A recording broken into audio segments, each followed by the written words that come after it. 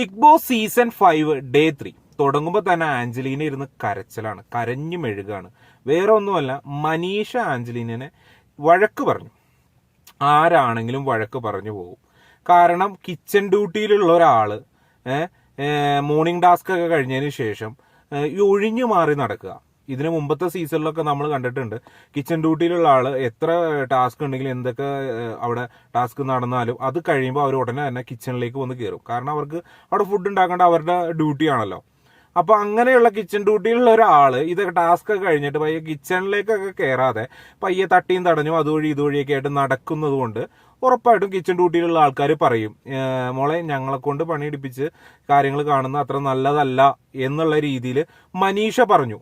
സ്വാഭാവികം, ആരാണെങ്കിലും പറയും. അതിനാണ് ഈ ആഞ്ചലീന ഇരുന്ന് കരയുന്നതും ഈ ഷോ കാണിച്ചു കൂട്ടുന്നതല്ല.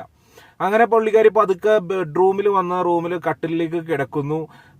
കുറച്ച് പേര് വന്ന് മോളെ വാ, എഴുന്നേറ്റ് വാ എന്നൊക്കെ പറയുന്നു. അപ്പോഴും പുതച്ചു മൂടി കിടക്കുന്നു, കരയുന്നു. അങ്ങനെ ഭയങ്കര ഷോ.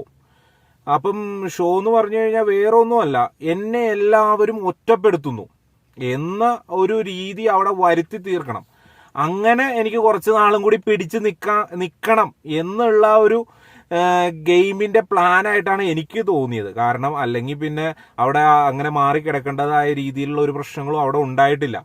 ലാസ്റ്റ് പിന്നെ കുറച്ചു നേരം കഴിഞ്ഞപ്പോൾ ആരും ആ റൂമിൽ വന്ന് വിളിക്കുന്നില്ല എന്ന് കണ്ടതോടുകൂടി ഒന്നും മിണ്ടാതെ പതുക്കെ കിച്ചണിലേക്ക് വരുന്നുണ്ട്. കിച്ചണിലേക്ക് വരുമ്പോഴും മനീഷ വേറെ ഒന്നും കാണിച്ചില്ല കേട്ടോ. മനീഷ അപ്പം തന്നെ പറയുന്നുണ്ട്, മോളെ ആ എണ്ണ എടുക്ക്, ആ കറിവേപ്പില എടുക്ക് എന്നൊക്കെ പറഞ്ഞുകൊണ്ട് നോർമലായിട്ട് മനീഷ അവിടെ പെരുമാറുന്നുണ്ട്. അവള് അപ്പോൾ അവിടെ വേറെ കുഴപ്പങ്ങളില്ലാതെ ആ കുട്ടി അവിടെ ജോലി പിന്നെ ചെയ്യുന്നുണ്ട്. ഇതങ്ങടെ ആദ്യം ചെയ്താൽ മതിയായിരുന്നു. അപ്പൊ പുള്ളിക്കാരി ഒരു ഗെയിമിന്റെ ഒരു രീതി മാറ്റിമറിക്കാൻ ശ്രമിച്ചതാണ് അവിടെ. പക്ഷെ നൈസായിട്ടൊന്ന് പാളിപ്പോയി. അതിൻ്റെ ഇടയ്ക്ക് പിന്നെ അഖിൽമാരാരുമായിട്ട് ചെറിയതായിട്ടൊന്ന് ഉരസുന്നുണ്ട് അവിടെ. വേറൊന്നുമല്ല, അഖിൽമാരാര് പട്ടിയുണ്ടോ എന്ന് പറഞ്ഞ് കളിയാക്കുന്നു, കുത്തി പറയുന്നു എന്നൊക്കെ പറഞ്ഞുകൊണ്ട് അഖിൽമാരുമാരുമായിട്ട് ചെറിയ രീതിയിൽ ആ കിച്ചണിൽ നിന്നുകൊണ്ട് ചെറിയ രീതിയിലൊന്ന് തട്ടിക്കയറുന്നുമുണ്ട്. അതിനുശേഷമാണ് ഇന്നലത്തെ വീക്കിലി ടാസ്കിന്റെ ബാക്കി ഇന്ന് തുടങ്ങുമ്പോൾ തന്നെ ബിഗ് ബോസ് പറയുന്നുണ്ട്, ഗോൾഡൻ കട്ട, അതായത് ഗോൾഡൻ കട്ട വരും. അത് കിട്ടുന്നവർ ഈ ഗെയിമിന്റെ അവസാനം, അതായത് ഗെയിം അവസാനിക്കുമ്പോൾ ഈ ഗോൾഡൻ കട്ട ആരുടെ കയ്യിലാണോ ഉള്ളത് അവര് എലിമിനേഷനിൽ നിന്ന് പുറത്തു, അവർക്ക് എലിമിനേഷൻ ഉണ്ടാവില്ല. അങ്ങനെയൊക്കെ പറഞ്ഞ് ഗെയിം സ്റ്റാർട്ടായി. ഗോൾഡൻ കട്ട വന്നു. ആദ്യം തന്നെ ഗോൾഡൻ കട്ട കിട്ടുന്നത് മിഥുനാണ്. മിഥുൻ ആ ഗോൾഡൻ കട്ട എടുത്തുകൊണ്ട് പോയി ഫ്രെയിമിൽ വെച്ചിട്ട് ഫ്രെയിമിന്റെ മുകളിൽ കയറിയിരിക്കുന്നു. ബാക്കിയുള്ളവർ അപ്പോഴും മറ്റുള്ള കട്ടകളൊക്കെ പറക്കാൻ വേണ്ടിയുള്ള ഇടി ബഹളം അവിടെ കുത്ത് അങ്ങനെയൊക്കെ നടന്നുകൊണ്ടിരിക്കുന്ന സമയത്ത് ബിഗ് ബോസിന്റെ അനൗൺസ്മെന്റ് വരുന്നു. അതായത് കട്ടകൾ കൗണ്ട് ചെയ്യാൻ വേണ്ടി എല്ലാവരും ഫ്രെയിമിന്റെ അവിടെ നിന്ന് മാറി നിൽക്കുക. അപ്പം ഈ സമയത്തിനൊക്കെ മുമ്പ് തന്നെ വൈബർ ഗുഡ് ദേവു ഈ മിഥുന്റെ അടുത്ത് നിന്ന് സംസാരിക്കുന്നുണ്ട്. അപ്പം മിഥുൻ എടുത്ത കാര്യങ്ങളും ഇങ്ങനെ കൈ തട്ടിയ കാര്യങ്ങളൊക്കെ പറഞ്ഞ് ഇവര് നേരത്തെ ഇന്നലത്തെ എപ്പിസോഡിലെ കാണാമല്ലോ, ഇവര് എപ്പോഴും അടുത്തിരിക്കുന്നു, ഭയങ്കരമായിട്ട് സംസാരിക്കുന്നു, ഒരു ഫ്രണ്ട്ഷിപ്പ് അവിടെ വർക്കൗട്ട് ആവുന്നു, ഗെയിം പ്ലാൻ ചെയ്യുന്നു ഒക്കെ നമ്മൾ കണ്ടതാണ്. അപ്പൊ അതേപോലെ ഈ ദേവു അടുത്ത് വന്നിരിക്കുന്നുണ്ട്, സംസാരിക്കുന്നുണ്ട്. അപ്പോഴാണ് ബിഗ് ബോസിന്റെ ഈ ഒരു അനൗൺസ്മെന്റ് വരുന്നത്. അങ്ങനെ ഈ അനൗൺസ്മെന്റിന് ശേഷം എല്ലാവരും ഫ്രെയിമിന്റെ അവിടെ നിന്ന് മാറി നിൽക്കാൻ പറയുന്നുണ്ട് കൗണ്ട് ചെയ്യാൻ വേണ്ടി. അങ്ങനെ മാറി നിൽക്കുന്ന ആ ഒരു സെക്കൻഡിൽ തന്നെ വൈബർ ഗുഡ് ദേവു ആ കട്ട കൈക്കലാക്കുന്നു.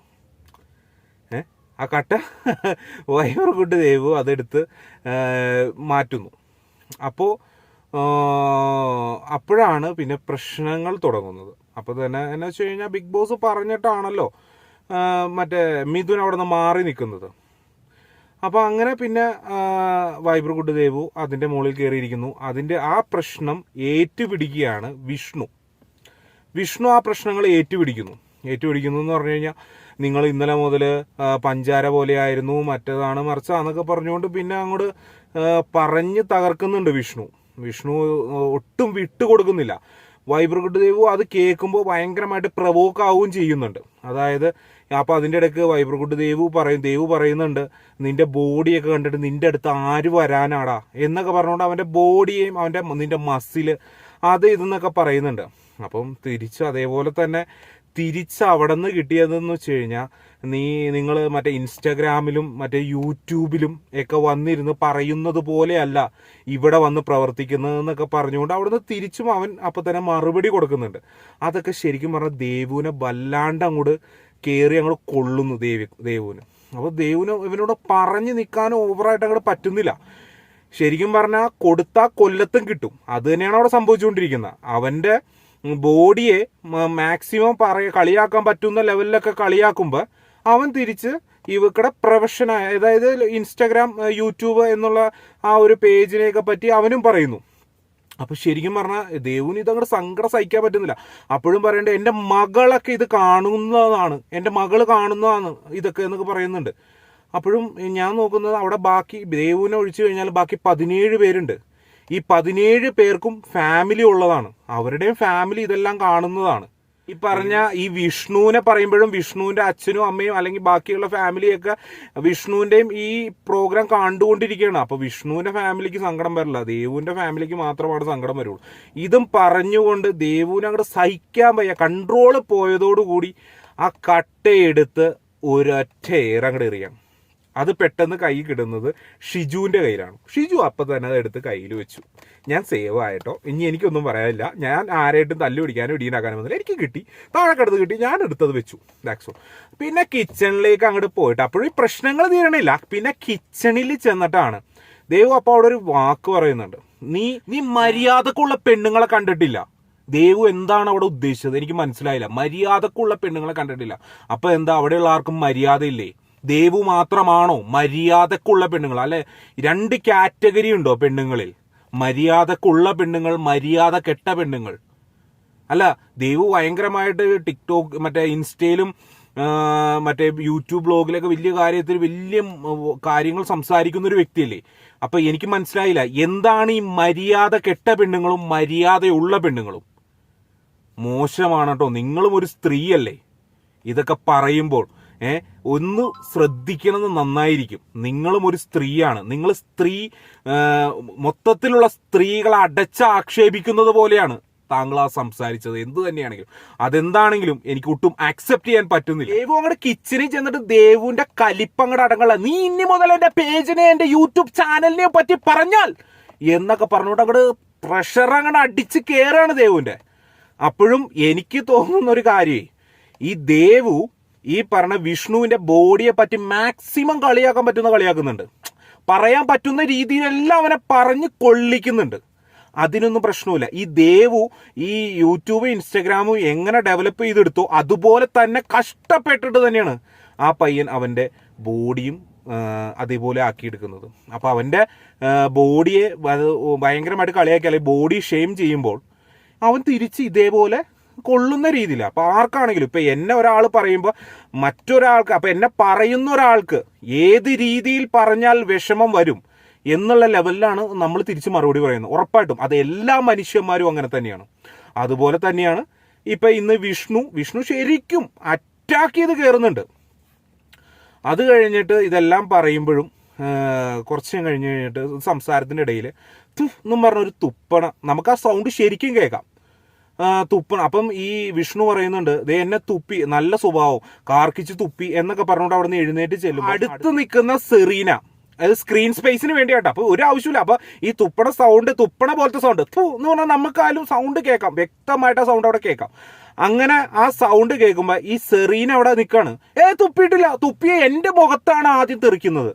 ഒരാവശ്യമില്ല അവിടെ. അപ്പൊ തുപ്പണ സൗണ്ട് അങ്ങനെ തുപ്പുന്നെന്ന് പറഞ്ഞാൽ കാർക്കിച്ച് അങ്ങോട്ട് തുപ്പിന്നല്ല, ഒരാളുടെ മുഖത്ത് നോക്കി എന്ന് പറഞ്ഞ സൗണ്ട് കേൾക്കുമ്പോൾ നമ്മളത് തുപ്പി എന്ന് തന്നെയല്ല നമ്മളത് പറയുന്നത്. മുഖത്ത് നോക്കി തുപ്പുക, അല്ലാണ്ട് കാർക്കിച്ച് ആഞ്ഞു തുപ്പി മുഖത്തൂടെ മൊത്തം അങ്ങനെ ആക്കി അങ്ങനെയല്ലല്ലോ. ഈ ഒരു സൗണ്ട് കേൾപ്പിച്ചാലോ അതിനർത്ഥം തുപ്പുന്നത് തന്നെയാണ്. അപ്പോൾ തുപ്പിയൊന്നുമില്ല, തുപ്പി എൻ്റെ മുഖത്തല്ലേ തെറിക്കേണ്ട, തുപ്പിയൊന്നുമില്ല, നീ ഇതിനെ അങ്ങനെ നുണ പറയണം, മറ്റേതാണ് മറിച്ചാന്നൊക്കെ അവിടെ നിന്നിട്ട് സമീറ പറയുന്നുണ്ട്. വെറുതെ ഒരാവശ്യമില്ലാണ്ട് ഒരു സ്ക്രീൻ സ്പേസിന് വേണ്ടിയാണ് അവിടെ കിടന്നാൽ കാണിച്ചു കൂട്ടിയത്. ആലോചിച്ച് നോക്കണം. അപ്പം ഇങ്ങനെയൊക്കെ ആകുമ്പം ഈ സോഷ്യൽ മീഡിയയിൽ കൂടെയൊക്കെ വളരെയധികം മറ്റേ വീഡിയോസൊക്കെ ചെയ്യുന്ന ആൾക്കാരൊക്കെ ബിഗ് ബോസിലേക്ക് 2 ദിവസം കൊണ്ട് ഈ സ്വഭാവങ്ങളൊക്കെ പുറത്തു വരുന്നത് നമ്മൾ വ്യക്തമായിട്ട് കാണുന്നതാണ്.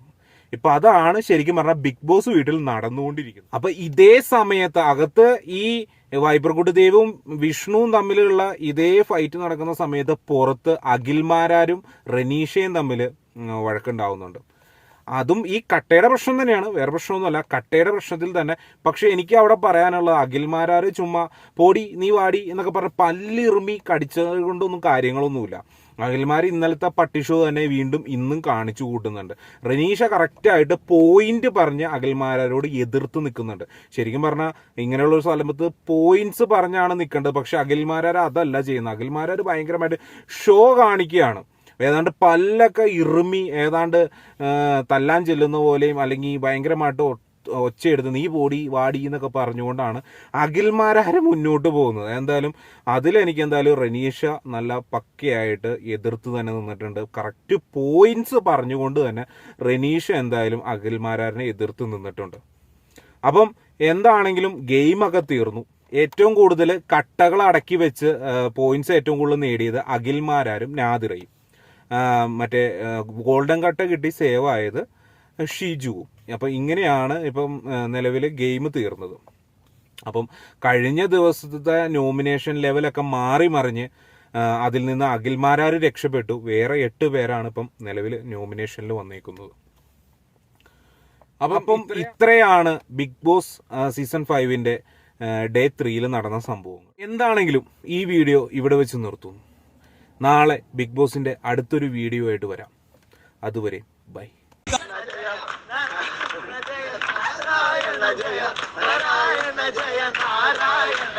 പൂജ കഴിഞ്ഞു, ഷൂട്ട് തുടങ്ങി, തേങ്ങയുടയ്ക്കാൻ ഒങ്ങിയ നേരം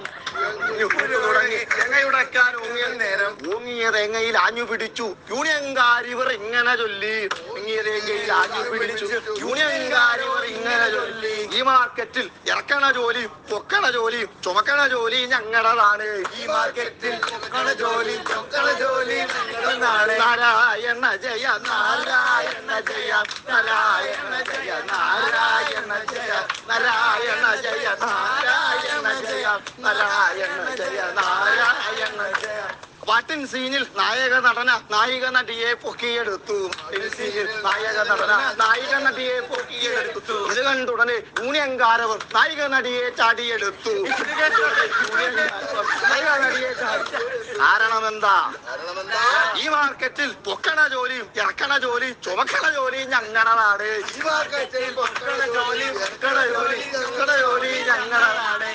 ആക്ഷൻ സീനിൽ നായക നടനെ വില്ലൻ നടനെ കൂമ്പിനിടിച്ചു. ആക്ഷൻ സീനിൽ നായക നടന വില്ലൻ നടനെ കൂമ്പിനിടിച്ചു. ഇത് കണ്ടുടനെ യൂണിയൻകാരവർ നായക നടനെ ചാടിയിടിച്ചു. ഇത് കണ്ടുടനെ യൂണിയൻകാരവർ നായക നടനെ ചാടിയിടിച്ചു. കാരണമെന്താ? ഈ മാർക്കറ്റിൽ ഇറക്കണ ജോലിയും പൊക്കണ ജോലിയും ഇടയ്ക്ക് 2 കൊടുക്കണ ജോലി ഞങ്ങളാണ്. നാരായണ ജയ നാരായണ ജയ നാരായണ ജയ നാരായണ ജയ നാരായണ